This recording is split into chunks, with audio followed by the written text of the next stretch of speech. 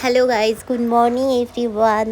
কেমন আছে সবাই? আজকাল যা ঠান্ডা পড়েছে আর বিছানা থেকে উঠতে ইচ্ছে করে না, ভিডিও বানাতেও যেন কেন ইচ্ছে করে না। কিন্তু আমি যেহেতু বলেছি ডেলি ব্লগ দেবো, তো ছাড়বই আমি।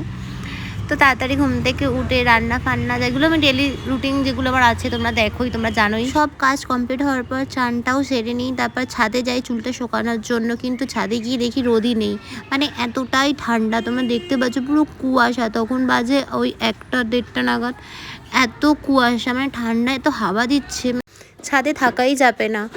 তো শীতকালে স্কিনটাকে ভালো করে কেয়ার করতে হবে, নাহলে একদম স্কিনটা 12টা বেজে যাবে। তো একটু সময় পেলে একটু সবাই স্কিন কেয়ার করো।